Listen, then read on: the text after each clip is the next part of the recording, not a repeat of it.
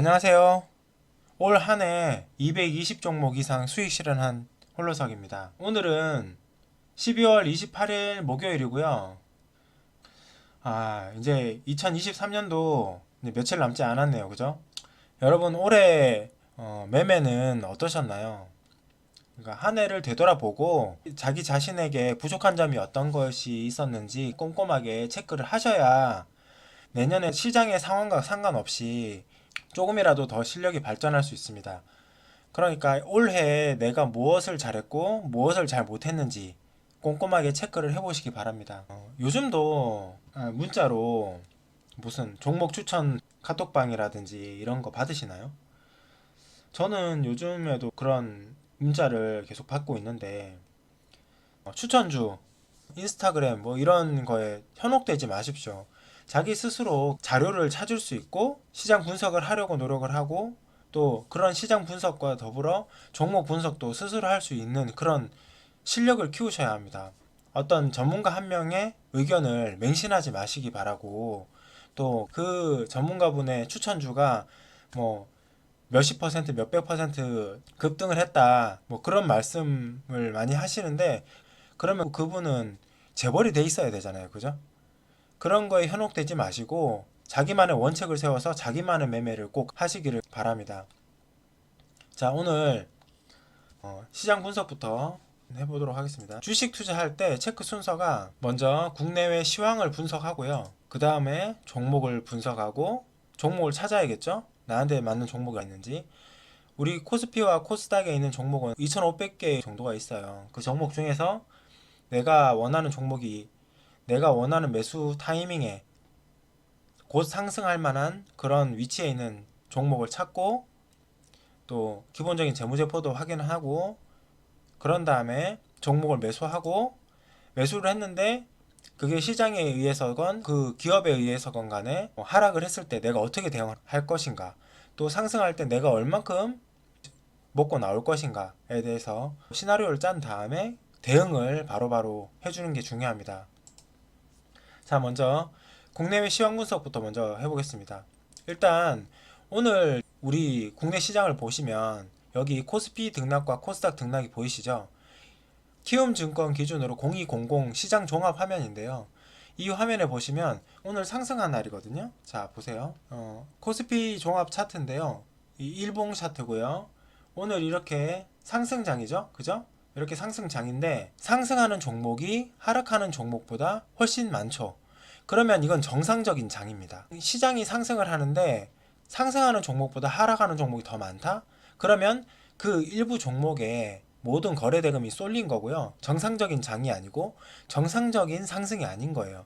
그런 상승은 조심하셔야 됩니다. 언제든지 그 종목이 빠지면 조정을 받거나 급락을 할 때는 시장이 무너질 수 있다는 것을 꼭 기억을 하셔야 되고요. 반대로 하락하는 날에 상승하는 종목보다 하락하는 종목이 많아야겠죠. 상승하는 종목이 많아요. 그러면 어떤 하락하는 종목에 거래대금이 왕창 쏠려서 폭락을 했다라는 그런 뜻이 되거든요. 그러니까 그 부분을 잘 기억을 하시면 좋겠고 대부분이 지금 오늘 상승장이기 때문에 되게 기분이 좋죠. 그래서 코스피와 코스닥을 이렇게 체크를 해보시면 되고요. 사실 이 포인트는 크게 너무 신경을 쓰지 않으셔도 됩니다. 왜냐하면 상승과 하락을 항상 반복을 하기 때문에 이 부분에 대해서 너무 연연하지 마시고 차트를 보시기 바랍니다. 그리고 오늘 어떤 종목이 인기가 있는지 또 어떤 종목이 주도주고 어떤 종목이 이등주인지 그런 거를 판단할 수 있는 이 시장 지도입니다. 0210 시장 지도 화면을 보시면 지금 현재 여기 코스피가 체크되어 있고요. 그 다음 거래량 순과 여기 거래 대금 순이라고 있습니다. 이 두 가지는 골고루 같이 보셔야 돼요. 거래량과 거래 대금은 같이 보셔야 됩니다. 이 거래량과 거래 대금이 왜 중요하냐면 이 거래량과 거래 대금은 다른 거는 다 속여도 이 주식에서 가장 믿을 만한 신뢰성이 있는 그런 부분이 바로 거래량과 거래 대금입니다. 세력이라고 불리는 외국인 기업일 수도 있고 외국인 개인일 수도 있고 또는 우리나라 기업일 수도 있고 우리나라 기관일 수도 있고 그런 덩치가 큰 회사들이 주가를 끌어올리기 위해서 작업을 하는데요. 그 작업을 하는데 가장 속일 수 없는 부분이 이 거래량과 거래 대금이거든요. 몇십억 몇백억이 투자가 되기 때문에 이 거래량과 거래 대금을 숨길 수가 없고요. 그렇기 때문에 모든 개인분들도 요즘에 공부를 많이 하시기 때문에 다 알고 있는 사실이죠. 거래량과 거래 대금이 급등을 하는 종목들을 찾아서 관심 종목에 뒀다가 모니터링 하면서 그 중에서 매수를 하거든요. 그렇게 알고 계시면 되겠습니다. 오늘 보시면 코스피에서는 거래량 기준으로 했을 때는 유통업이 가장 핫한데요. 하나 갤러리아가 압도적으로 지금 거래량이 많죠. 그리고 두 번째 금융업, 세 번째 건설업 이렇게 되네요. 그죠? 이렇게 업종별 순위도 바로 알 수 있고 업종 내에서도 1등주와 2등주를 바로 판단을 할 수 있습니다. 그죠? 유통업에서 1등주는 하나 갤러리아, 2등주는 포스코 인터내셔널. 그죠? 이렇게 바로 확인할 수 있죠? 그래서 주도주 1등주를 바로 찾을 수 있다는 그런 장점이 있습니다. 이 거래대금도 마찬가지로 뭐 거래대금 하면 삼성전자죠. 항상 1위예요. 그렇기 때문에 뭐 하락을 하더라도 삼성전자는 거래가 많기 때문에 1위입니다. 거의 대부분이. 그렇기 때문에 무조건 거래대금만 보실 게 아니라 거래량과 거래대금을 번갈아서 보실 필요가 있다고 말씀을 드리고 있습니다. 코스피를 봤을 때는 오늘 기타 서비스 업종이 가장 핫하고 그 다음이 IT. 그렇죠? 기타 서비스업에서는 포스코 DX가 가장 핫하네요. 그죠? 이런 식으로 확인할 수 있습니다. 거래량 순으로 봤을 때 IT가 가장 핫한데 이 베셀이라는 기업이 지금 어떤 악재로 인해 13%나 급락을 하고 있죠. 여기 거래량이 다 쏠리고 있습니다. 지금 현재 주가가 862원인데 금액이 작기 때문에 이 동전주기 때문에 거래량이 많이 발생하더라도 거래대금은 크지 않거든요. 그렇지만 거래대금은 크지 않다고 해서 무시할 게 아니라 거래량이 급증한 것과 거래대금이 급증한 것 그 두 개를 이렇게 같이 보시는 게 좋습니다. 아시겠죠? 자, 그리고 제가 11월 5일 날 공매도 전면 금지 이후에 외국인과 기관의 물량이 들어오면서 여기 10조 이상이 계속 발생해야 된다고 말씀드렸는데 여기 누적 순매수를 보시면 11월 5일부터 10조가 조금 넘게 들어오고 그 다음에 다시 원래대로 돌아갔죠. 돌아갔다가 11월 30일 날 12조 정도 들어오고 다시 원래대로 돌아갔다가 12월 14일부터 다시 외국인 기관이 들어오고 있습니다. 그죠? 그리고 지금 거의 10조 안팎으로 거래가 이루어지고 있습니다. 이렇게 되니까 주식시장도 조금 활기를 띠고 유동성이 커지면서 상승을 하고 있습니다. 이 원인은 아무래도 금리 인하 이슈가 굉장히 큰데요. 차트를 한번 보겠습니다. 나스닥 차트 먼저 보시면 나스닥이 최고점이 16,212포인트인데 최고점을 테스트하러 지금 신나게 상승하고 있죠. 하지만 이 조정 없이 이렇게 상승을 하기 때문에 이 하락을 할 때는 또 얼만큼 하락할지 알 수 없거든요. 최근에 연준 의장이 금리 인하에 대해서 발언한 영향으로 인해서 지금 이렇게 상승 중에 있는데 그런 발언들 하나하나에 일희일비하면서 증권가가 출렁거리고 그러는 모습이 지금 제 시각에서 봤을 때는 되게 안쓰럽거든요. 사실 그런 발언들은 언제든지 뒤집을 수 있어요. 뒤집힐 수 있는 게 그런 발언들인데 왜 그런 발언들로 막 기대가 부풀고 막 그러는지 전 잘 이해가 안 가지 않습니다. 그냥 이 지금 현재 이 주식 차트, 일봉 차트, 일봉, 주봉, 월봉 차트를 보고 여기에 맞는 대응을 자기 나름의 원칙을 가지고 대응을 하시면 좋습니다. 그렇게 해야 이런 상승 때도 어느 정도의 수익이 오고 이런 하락 때도 어느 정도 계좌 방어를 하면서 수익도 챙기고 그렇게 할 수 있거든요. 그 부분을 꼭 한번 기억을 해주셨으면 좋겠습니다. 지금 보시면 전고점을 이 앞 전고점을 뚫고 올라간 지금 이 부분은 이제 지지 라인이 될 수 있겠죠.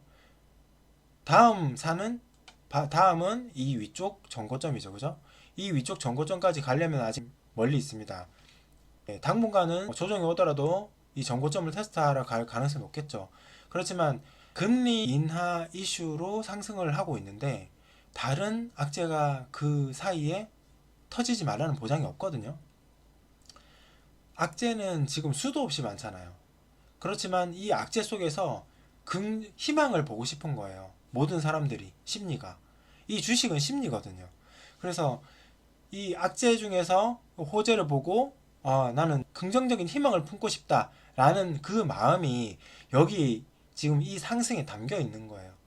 그렇지만 악재는 산재에 있고 그 악재 중에서 어떤 한 부분이 트리거가 돼서 연쇄적으로 악재가 터지면 그러면 그때는 이런 희망이고 뭐고 다시 하락을 맞이하게 되겠죠. 당분간은 상승할 거라고 보지만 이 상승이 그렇게 길지 않다라는 말씀을 제가 꼭 드리고 싶습니다.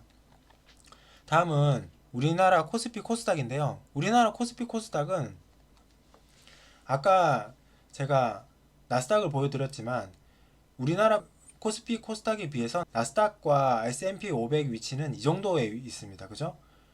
이 정도의 위치에 있어요. 그런데 우리나라 코스피와 코스닥은 지금 위치가 이렇잖아요. 이 위치에 있잖아요. 그만큼 유동성이 부족하고 약하다. 그리고 다른 악재에 많이 흔들린다. 그만큼 좋지 않은 시장이라고 볼 수 있습니다. 그렇기 때문에 지금 현재 조금 상승하고 있고 금리가 인하한다라는 긍정적인 이슈가 나오고 있다고 하더라도 돌다리도 두들겨 보라는 그런 속담이 있잖아요. 그래서 항상 몰빵이나 신용 미수를 쓰고 그런 결정은 절대 하지 마시길 바랍니다. 그게 빨리 망하는 길이거든요. 항상 냉정하게 기준을 가지고 내가 가진 자본에서 20%에서 30%를 항상 남겨두라는 말씀을 꼭 드리고 싶습니다. 그래야 갑자기 이렇게 급락을 하더라도 여기서 매수를 해서 빠져나오죠. 반드시 명심하시길 바랍니다. 보시면 우리나라 증시는 여기 앞에 전고점을 지금 테스트하러 가고 있어요. 사실상 전고점을 테스트하고 상승을 할 수도 있겠죠. 그렇지만 제 생각에는 이 최고점을 가는 거는 고사하고 3000포인트도 채 못 갈 거라고 저는 생각합니다. 그러니까 너무 희망에 부풀려 있지 말고 만약에 상승하면 좋겠죠, 당연히. 네. 상승하면 당연히 수익이 없고 좋죠. 그렇지만 뭐 전고점까지 갈 거니까 나는 무조건 버틴다. 최고의 수익을 기대하겠다. 그런 생각은 하지 않으셨으면 좋겠습니다. 그 이유 중에 하나 근거를 보여드리면 여기 부동산 PF 부실이라고 지금 뜨잖아요. 그죠? 오늘 시공순위 16위 태형건설이 워크아웃 신청을 했습니다. 부동산 PF 위기 때문에. 그죠? 네. 이 PF라는 게 이 증권사가 돈을 빌려주고 지금 증권사 연체율이 17%인가 그렇다 하더라고요. 이게 예전에 2010년도 초반에 제2금융권이 25% 정도 연체율이었어요. 그러니까 거의 그 근처까지 지금 육박하고 있다는 얘긴데 부동산이 하나 무너지면 예전에는 대출이자가 쌌기 때문에 자기가 가능한 왕창 빌려가지고 집을 사든 건물을 짓든 했단 말이에요. 그래서 당시에는 엄청난 수익을 얻었어요. 이자가 너무 싸니까 실제로 집을 사가지고 월세만 받아도 그 이자를 충당하고 개인 입장에서 집을 사가지고 전세를 주거나 월세를 줘가지고 은행 이자를 다 갚고도 엄청 남았으니까 수익이죠. 건설사도 마찬가지예요. 건물을 싸게 지어가지고 분양가 높고 그러니까 은행 이자는 별것도 아니었죠. 쉽게 쉽게 갚고 엄청 돈을 많이 벌었어요. 그렇지만 지금 어때요? 그때 그렇게 했던 게 부메랑이 돼서 돌아왔어요. 지금은 그 대출 이자가 이렇게까지 올라갈 줄은 몰랐던 거죠. 예상을 못했던 겁니다. 그래서 갚지 못하고 부도가 나는 거예요. 지금 이 회사만 그렇다는 게 아니라 대부분의 건설업체가 이렇게 힘든 상황을 겪고 있다는 겁니다. 그러면 하나가 망하면 그 대출을 해줬던 은행도 타격을 입죠. 그 은행은 한 군데만 대출을 해줬을까요? 엄청 많은 곳을 대출을 해줬단 말이죠. 그러면 그 은행도 파산할 수 있어요. 그러니까 굉장히 큰 위험을 갖고 있다고 생각을 하셔야 됩니다. 지금 제가 부동산만 말씀드렸잖아요. 사면초가에 몰린 것처럼 작은 악재가 아니라 큰 악재들이 도사리고 있습니다. 중국도 마찬가지로 지금 부동산이고 뭐고 뭐 하나 지금 양호한 게 없잖아요. 우리는 중국에다가 수출하고 수입하고 최대의 수출 수입국이잖아요. 그죠? 그러면 그만큼의 타격을 우리는 입을 수밖에 없는 상황이에요. 그런 상황에 있는 거를 다 감안을 하시고 주식시장을 보셔야 됩니다. 아시겠죠? 제가 말이 너무 길어졌는데 일단 이런 큰 시각을 가지고 투자를 하셔야 되고요. 자, 다음은 종목 분석을 보겠습니다. 종목을 선정을 할 때는 종목을 제가 어디서 찾는다고 말씀드렸죠? 키움증권 기준으로 0181 전일 대비 등락률 상회하면, 그리고 거래량 급증하면, 특정일자 상한가 하한가 요 화면에서 평일에는 확인하시면 됩니다. 조건을 10만 주 이상 이렇게 해서 보시면 되고요. 종목을 찾는데 이 화면을 쓰시면 되는데, 아무런 기본기가 갖춰져 있지 않은 그런 초보자분들이 아무리 종목을 보신다고 해도 어떤 기준으로 언제 들어가야 되는지 모릅니다. 알 수가 없어요. 왜냐면 오늘 기준이 내일 또 바뀌거든요. 그렇기 때문에 그것보다는 한 개의 종목을, 어떤 종목이든 상관없어요. 아무 종목이나 그 종목이 좀 오래된 종목 있죠. 옛날부터 있었던 종목. 예를 들어서 삼보모터스.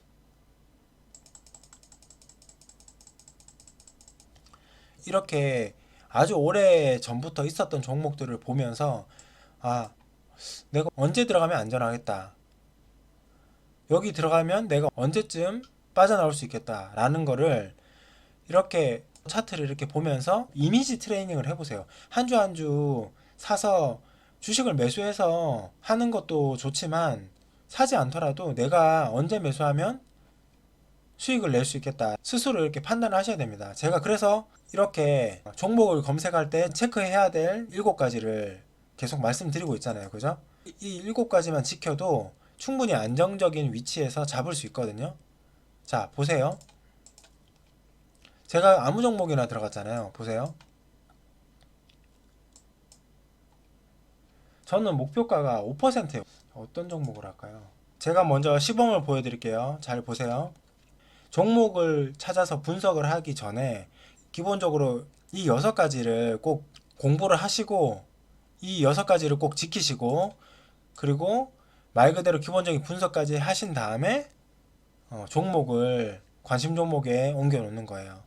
그러려면 이 종목들을 하나하나 찾아서 보는 것도 좋지만, 과거에서부터 현재까지 이렇게 쭉 이렇게 보는 것도 아주 좋거든요. 저는 오히려 이 방법을 추천을 드려요. 이렇게 봤을 때 제가 21선을 말씀드렸고, 21선, 121선, 241선 돌파하거나 또는 지지를 받거나 그 위에 있거나 그런 상태에 있는 양봉, 그리고 거래량, 대량 거래량이 발생한 양봉, 그런 양봉을 찾으라고 말씀드렸잖아요. 그죠? 그런 양봉을 찾았는데 상승할 수도 있고 하락할 수도 있어요. 상승을 하면 땡큐죠. 5% 상승하면 수익 실현하고 나오면 됩니다. 그리고 하락을 하면 하락할 때 내가 어떻게 대응을 해서 빠져나오는지 그 부분에 대해서 한번 보시기 바랍니다. 잘 보세요. 이때가 IMF 때였어요. 지금 제 매수 신호로는 여기서 수익 실현하고요. 여기서도 이 부분도, 여기서도 수익 실현하고 여기서도 수익 실현하거든요. 여기 지금 7%가 넘게 상승했잖아요. 바로 다음날 상승했죠. 그리고 여기 보시면 아까 전에 여기 70% 이상 하락을 한 위치에서, 그죠? 70% 이상 하락한 위치에서 대량 거래량이 터지면서 21선 위에 있거나 지지를 받거나, 21선 위에 있거나 지지를 받거나, 그리고 양봉 보이죠? 그래서 매수를 한 거예요. 수익 실현했죠. 나옵니다. 그러니까 원칙을 지키시면 이런 것들이 보이는 거예요. 이런 상황을 검색 화면에서 찾아서 매수를 하는 겁니다. 근데 만약에 제가 뭐 욕심을 부려서 20% 30% 먹겠다 하면 당연히 수익 실현 못 했겠죠. 그런데 앞날을 우리가 예측을 못 하잖아요. 하락을 이렇게 했어요. 그럼 보세요. 그게 시작이, 그 원인이 시장 영향일 수도 있고 그 회사의 문제일 수도 있지만 어쨌든 충분히 있을 수 있는 일이잖아요. 그죠? 그러면 그럴 때 어떻게 대응하는지, 제가 어떻게 대응해서 빠져나오는지 잘 한번 보시기 바랍니다. 자, 보세요. 이 날짜에 이 이 날짜에 지금 종가가 1045원이죠. 제가 딱 매수를 했는데 만약에 못 빠져나왔다. 종가가 1045원이었습니다. 1045원. 이렇게 저는 계좌를 6개를 운용을 한다고 말씀드렸죠. 자, 다시 한번 보여드릴게요. 서현이라는 종목이고요. IMF 때를 지금 분석하고 있습니다. 그 IMF 시절에 좀 상승하는가 싶더니 급락을 하게 됩니다. 여섯 번째 계좌까지 신나게 매수한 다음에 그래도 떨어지니까 엄청 불안해지죠. 모든 분들이 패닉에 빠졌었을 그런 상황이었습니다. 그죠? 그 상황에서 이렇게 오른쪽으로 횡보를 하다가 여기 신호가 이렇게 뜹니다. 이때 종가가 1998년 3월 20일 날 종가가 358원이 나오네요. 자, 그럼 저는 추가 매수 도표를 만들어 놨거든요. 보세요. 1045원에 매수를 하고 6개의 계좌를 첫 번째 계좌 매수가 대비해서 10% 하락할 때마다 매수를 합니다. 기계적으로 매수합니다. 그런 다음 첫 번째 추가 매수를 358원에 지금 요때 3월 20일 날 요때 종가에 매수했다고 가정을 해볼게요. 그리고 두 번째는 쭉 오른쪽으로 상승하는가 싶더니 횡보하죠. 첫 번째 추가 매수하고 그 다음에 추가 매수할 때 3배 매수를 3배로 첫 번째 매수 금액의 3배만큼 추가 매수를 합니다. 그러면 첫 번째 계좌의 평균 단가가 428원이 되고요. 목표가가 471원이 됩니다. 그러면 보세요.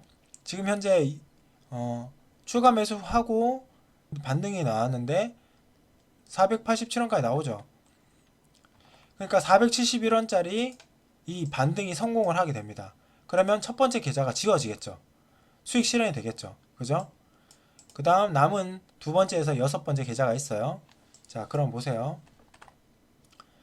그 다음 신호가 여기 두 번째 신호가 여기 초록색 신호가 뜨는데요. 첫 번째 계좌 매수가보다 위쪽에 형성됐습니다. 그래서 이 신호는 무시합니다. 첫 번째 계좌보다 비슷한 위치에 있거나 아래쪽에 있을 때 매수하는 걸 원칙으로 하거든요. 그래서 지금 보시면 1998년도 5월 19일 날 종가가 271원에 이렇게 신호가 뜨죠. 271원. 그리고 세 번째 계좌는 이렇게 두 번째 계좌 매수 후에도 횡보를 합니다. 세 번째 신호가 또 뜨죠. 이 신호는 98년 7월 20일 날 떴고요. 종가가 230원이 나오네요. 230원. 이렇게 쭉 그리고 이렇게 쓰고요. 이제 상승을 하기 시작하죠. 그죠? 이렇게 상승을 하면 자, 보세요. 지금 현재 상황 보시면 첫 번째 계좌는 이미 매도를 했죠. 그런 다음 두 번째, 세 번째 계좌가 평균 단가가 330원과 280원이에요. 그리고 네 번째, 다섯 번째, 여섯 번째 계좌가 이렇게 523원, 627원, 732원이잖아요. 그러니까 732원이 가장 평균 단가가 높고 목표가가 805원이잖아요. 805원만 넘어가면 수익 실현하는 거죠. 805원. 지금 이 지점이죠. 98년 12월 14일입니다. 이때 6개의 종목을 다 매도하게 됩니다. 이 매도했을 때 이 기간 동안에 제가 매도를 한 횟수가 보시면 3번을 추가 매수를 했잖아요. 그러니까 기존에 3번 매수를 한 것에다가 이 3번을 추가 매수를 했는데 3번 추가 매수할 때 3배씩 했잖아요. 그러니까 3 곱하기 3은 9죠. 9번에다가 1, 2, 3번 계좌 3번 하고 합해서 12번 매수한 게 되거든요. 매수한 것과 같은 효과거든요. 그 다음 4번, 5번, 6번 합해서 15번 수익 실현한 것과 같은 효과를 보게 됩니다. 무슨 말씀인지 이해가 하시나요? 자, 이렇게 저는 이 IMF를 슬기롭게 빠져나옵니다. 그리고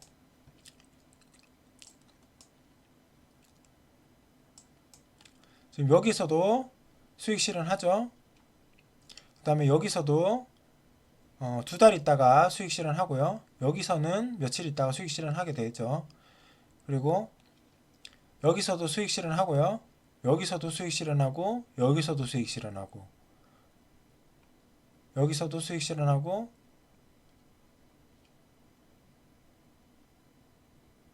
여기서도 수익 실현하죠.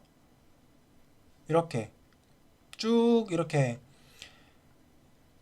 여기 매수했고요. 여기 매수해서 이때 수익 실현하고요. 이때 매수한 거는 수익 실현 못하고 하락을 하다가 한 두 번, 세 번 정도 추가 매수해서 하면서 수익 실현하다가 이때 완전 매도 되겠죠.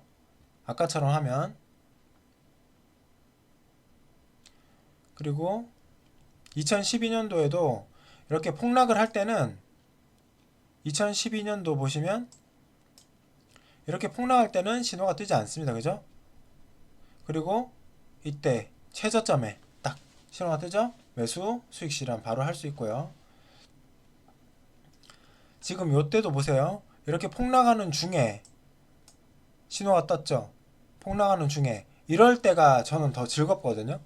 보시면 이렇게 하락할 때 매수해서 씨앗을 뿌리거나 그물을 쳐서 놓고 상승할 때 싹 다 싹쓸이를 하는 거죠. 싹쓸이를 하는 겁니다. 보세요. 14,350원이죠. 종가가 14,350원. 14,350원. 이렇게 하면 5% 수익 실현을 여기서 하게 되죠. 첫 번째 계좌 수익 실현 여기 되죠. 그죠?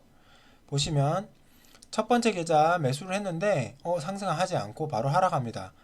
두 번째 계좌 매수, 그 다음에 상승하는가 싶더니 또 하락, 세 번째 계좌 매수, 네 번째 계좌까지 매수할 기회는 주지 않네요. 세 번째까지 매수를 하고 다시 여기에서 세 번째 계좌를 매도하고 그 다음 여기서 두 번째 계좌 매도, 첫 번째 계좌 매도 이렇게 비록 6달 정도 걸렸지만 실제로 30% 수익을 25% 수익을 얻게 됩니다. 이해가셨죠? 어쨌든 중요한 거는 내가 매수를 했는데 손해를 보면 안 된다는 겁니다. 그래서 손절을 잘하는 사람이 고수다라는 말씀을 하시거든요. 그 말씀이 정말 맞아요. 그렇지만 손절을 못하는 초보자, 특히 저 같은 입장에서는 손절을 하느니 밑에서 추가 매수해서 저는 싹 다 수익 실현을 하겠다는 겁니다. 세력들이 개미 털기를 할 때 저는 다 매수를 해서 수익 실현을 싹 다 합니다. 그래서 어느 쪽이 더 옳은지는 그 투자자분들이 판단하시면 되는 거죠. 그리고 여기서도 수익 실현하죠. 지금 여기에서 매수한 거 볼까요? 자, 2017년, 2018년도에 얼만큼 그 침체기였는지 아시죠? 거의 최악에 버금가는 그런 시즌이었는데 보시면 가장 높았던 이때 신호가 떴던 게 8,180원. 보시면 8,180원. 이렇게 8,180원에 1차 매수하고 2차 매수하고 3차, 4차, 5차 이렇게 5차 매수했잖아요. 이렇게 6차까지 매수하는데 이 가운데 신호들이 이렇게 뜨죠. 저는 어떻게 하냐면요. 네 번째 계좌 위쪽에서 뜨는 신호는 다 무시합니다. 다섯 번째 계좌 근처에서 뜨는 신호부터 관심을 갖고 추가 매수를 고민합니다. 보세요. 다섯 번째 계좌 매수 시점이 여기거든요. 일단 다섯 번째 계좌를 매수하고요. 반등이 나오면서 신호가 뜨죠. 이 기준봉이 중요합니다. 이 기준봉이 종가가 5,160원이잖아요. 자, 한번 아까처럼 해볼게요. 시간이 덜 걸리더라도 여러분도 이 하락장을 분석을 해서 방법을 모색을 하셔야 돼요. 그러지 않으면 항상 상승이 오는 게 아니기 때문에 이 하락장에서는 대책이 없습니다. 아시겠죠? 추가 매수가가 아까 다섯 번째 계좌 매수 후에 발생했죠. 이때 5,160원입니다. 5,160원 첫 번째 추가 매수했고요. 그 다음에 상승을 하는 줄 알았는데 조금 상승하다가 다시 하락을 하죠. 그리고 두 번째 그 첫 번째 추가 매수 지점보다 더 하락한 위치에서 신호가 떴어요.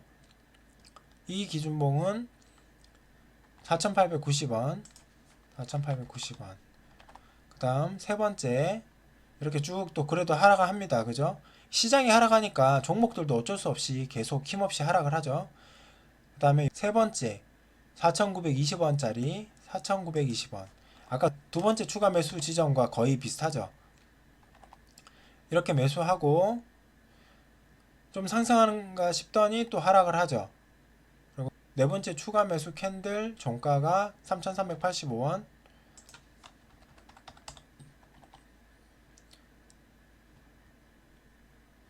다섯 번째 추가 매수 캔들 종가가 3,250원. 비슷하죠? 다섯 번까지 했어요. 근데 이제 이 봉 이후에는 신호가 그 위쪽에서 발생하잖아요. 그래서 여기는 하지 않고요. 상승을 5,420원까지 상승하잖아요. 자, 보세요.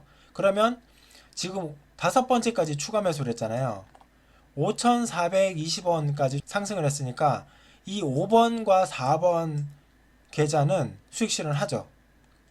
그리고 1번, 2번, 3번 다시 남았습니다. 6번 계좌도 목표가가 4,499원이니까 수익 실현 됐겠죠.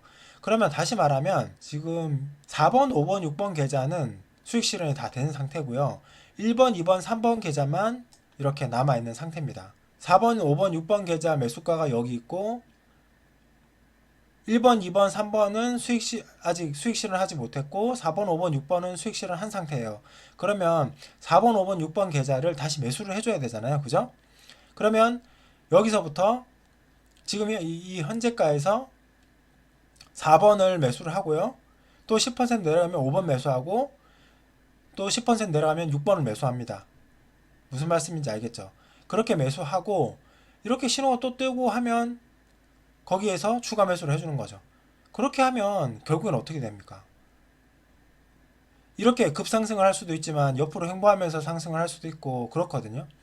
더 내려갈 여지도 물론 있긴 하지만 그럴 가능성보다 상승할 가능성이 훨씬 더 높습니다. 지금 이만큼 하락을 했는데요. 이 하락이 시장에 의한 하락이었기 때문에 대부분의 실적이 양호한 기업인 경우에는 다 시장이 상승할 때 같이 상승을 하기 때문에 상승을 기대하셔도 충분합니다. 아시겠죠?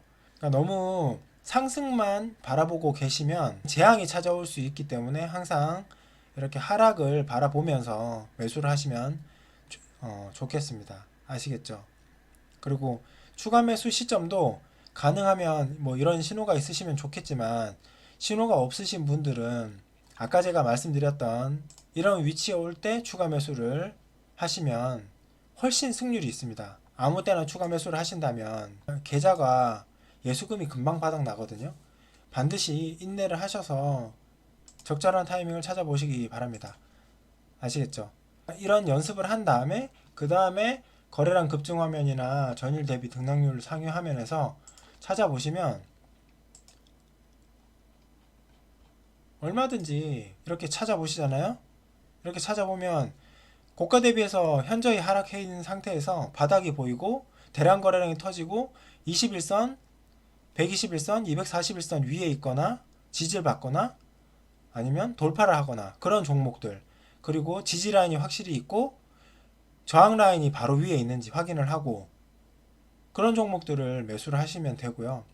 이제 월봉과 주봉과 일봉을 반드시 같이 보시길 바라고요. 보실 때 또 이렇게 그 재무제표를 아예 안 보시면 안 되고 시장이 하락할 때 같이 하락을 했다가 상승할 때 같이 상승을 노리려면 재무제표가 실적이 어느 정도 나와주는 그런 종목을 매수를 하셔야 좀 빠른 회복을 기대할 수 있으니까 참고하시고요. 물론 계좌를 6개를 만드는 것 자체가 굉장히 부담일 수도 있지만 연습을 해보시면 사실 별게 없습니다. 충분히 하실 수 있거든요. 그리고 자동감시 주문을 걸어 놓으면 일상생활도 다 하실 수 있으니까 충분히 투자를 해보실 만하다고 저는 생각을 합니다. 긴 시간 영상 시청해 주셔서 감사하고요. 다음에 더 좋은 영상으로 찾아뵙겠습니다. 구독과 좋아요, 알람 설정 꼭 부탁드리고요. 새해 복 많이 받으시고 내년에 더 행복한 모습으로 찾아뵙겠습니다. 감사합니다.